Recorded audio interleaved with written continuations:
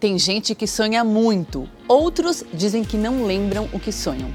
Tem aqueles que sonham todas as noites uma história parecida e aqueles que cada noite sonham uma história completamente diferente, um filme de outro gênero. Tem aqueles que têm sonhos lúcidos, ou seja, que enquanto sonham, sabem que estão sonhando.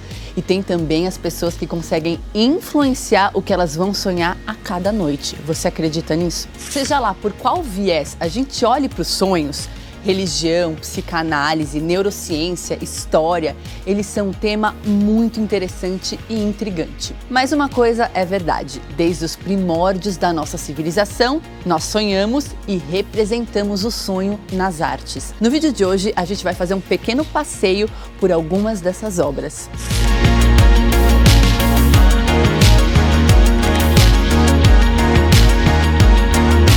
Preste atenção durante alguns segundos nessas três imagens. Esse quadro do pintor francês Henri Rousseau, de 1910. Essa xilogravura erótica japonesa do artista Hokusai, de 1814. E este quadro do pintor russo Marc Chagall, de 1966. Três imagens bem diferentes, mas com algo em comum. Elas são representações de sonhos. Uma parte significativa da nossa vida é dedicada ao sono. E não é incrível que quando a gente fecha os olhos e adormece, o nosso cérebro cria um filme, uma sucessão de imagens únicas que às vezes até se confundem com a realidade. Muitos especialistas se dedicam a estudar o sonho, mas ele continua misterioso e sobre esse tema existem mais perguntas do que respostas. Quando a gente adormece, para onde a gente vai? Poetas, filósofos, psicanalistas tentam responder essa pergunta há tempos, mas são os artistas visuais que tentam colocar em imagens esses lugares para os quais a gente vai quando adormece. Um sonho pode ser uma sucessão de imagens e eventos que nem sempre tem a coerência das narrativas. Assim como o sentido que a gente atribui ao sonho mudou ao longo da história, a tentativa de dar forma a eles também. No Renascimento, por exemplo, quando cientistas e artistas se voltaram para a arte e para os escritos da Grécia clássica, se deram conta que filósofos como Aristóteles e Hipócrates tinham sido atormentados pelo tema dos sonhos, sem chegar em nenhuma resposta. Já o filósofo florentino do século XV, Marcílio Ficino, assumiu para si a tarefa de interpretar o significado dos sonhos. Ele cunhou uma expressão em latim chamada vacatio animae. Não sei se a pronúncia está correta. Ela significa férias da alma. Ele dizia que quando a gente sonha, a nossa alma se liberta das restrições corporais e físicas e alcança um estado espiritual mais elevado. A representação dos sonhos nos quadros do Renascimento geralmente tem duas vertentes. Um personagem cochila e fica preso em um dilema moral ou religioso. Ou então, ele está envolvido em uma cena sensual, pagã, onde o corpo e os sentidos tomam a frente. Esse parece ser o caso do quadro do pintor italiano Lorenzo Lotto, de 1545, chamado Apolo Adormecido e as Musas. Nesse quadro, Apolo foi vencido pelo sono em um bosque. Aproveitando esse momento, as musas, representações da imaginação criativa, arrancam todas as roupas de Apolo, deixam elas jogadas ali aos pés dele, junto com seus pergaminhos, livros e outros objetos, e vão dançar em um prado ali do lado. Elas passam essa energia e essa alegria contagiante e jovial. Outro quadro importante da época é o enigmático A Visão de um Cavaleiro, do pintor Rafael Sanzio, de 1504. Há várias teorias sobre o que essa pintura pretende representar. Alguns historiadores da arte dizem que o cavaleiro adormecido é o general romano Scipio Aemilianus, que viveu entre 185 e 129 a.C. Ele relata que sonhou certa vez com a seguinte cena: ele deveria escolher entre a virtude, essa figura à esquerda com a espada e o livro, e o prazer, a figura com a flor nas mãos.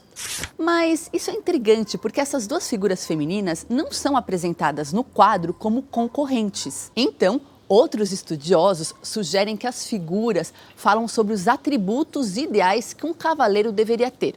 O livro, a espada e a flor representariam a coragem, a erudição e o amor. Mas foi o sonho bíblico, ou seja, a comunicação com Deus, o tema que os artistas renascentistas mais pintaram. As histórias do Antigo Testamento, como aquelas que contavam a escada de Jacó ou então a interpretação de José para o sonho do faraó, eram os assuntos mais populares. Esse é o caso da pintura O Sonho de Jacó, de aproximadamente 1660, do artista holandês Henri de Voigt. A história bíblica conta que Jacó sonhou profeticamente com anjos subindo e descendo uma escada.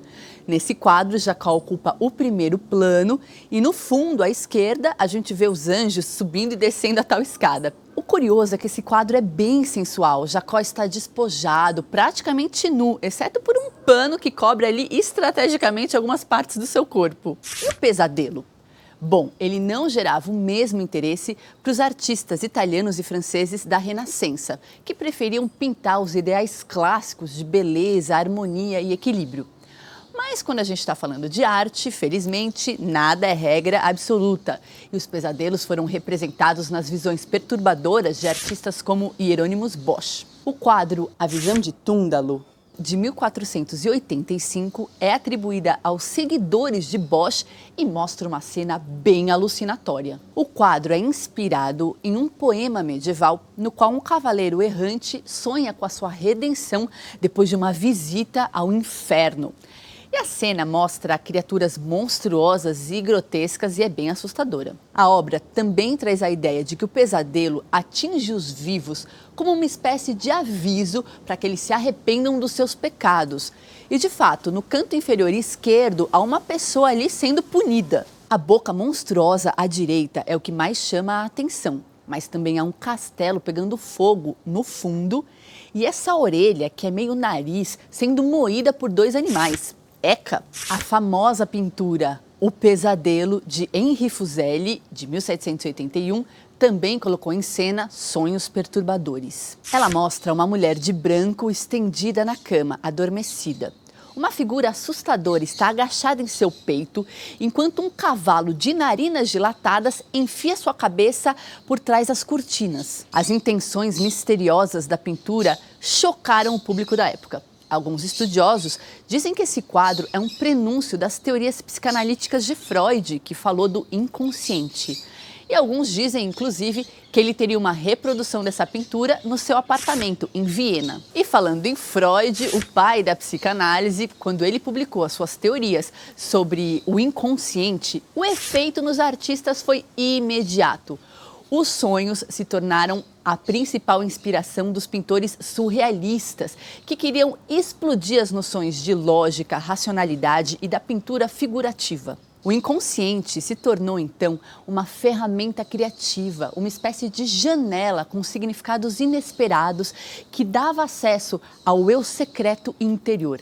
Alguns pintores surrealistas são bem conhecidos do público, como Salvador Dalí e René Magritte. Por isso que eu decidi trazer uma pintora surrealista que está sendo resgatada e que tem um trabalho muito potente. Leonora Carrington nasceu na Inglaterra em 1917 e viveu muitos anos no México.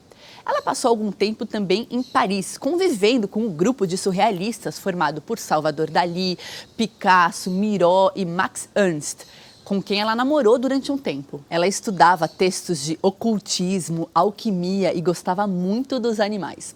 As pinturas de Leonora Carrington são repletas de figuras excêntricas, às vezes humanas, às vezes animais, objetos, tudo misturado. Figuras híbridas que desafiam a nossa interpretação. A Leonora Carrington trabalhava justamente com a poética do inconsciente, com essas imagens, às vezes disformes, que aparecem nos sonhos. Ela se recusava a explicar o seu trabalho a partir de uma lógica intelectual e influenciou muitos artistas, como o cineasta chileno Alejandro Jodorowsky, outro artista que trabalha muito com os sonhos e com o inconsciente. Mas esse é assunto para um outro vídeo. Isso porque o tema dos sonhos nas artes é imenso e eu quero fazer um vídeo só falando dos sonhos no cinema e na literatura. Aliás, a Antofágica publicou Sonho de um Homem Ridículo, do Dostoiévski, uma obra intensa e curtinha que eu acho uma boa porta de entrada para histórias literárias que falam de sonhos. Eu fiz vídeo sobre o livro com uma participação muito especial. O link vai aparecer aqui em cima. Gente, é claro que existem muitos outros pintores e artistas que deram forma aos seus sonhos ou se inspiraram no mundo onírico. O vídeo de hoje foi só para dar um gostinho, porque esse tema é muito grande.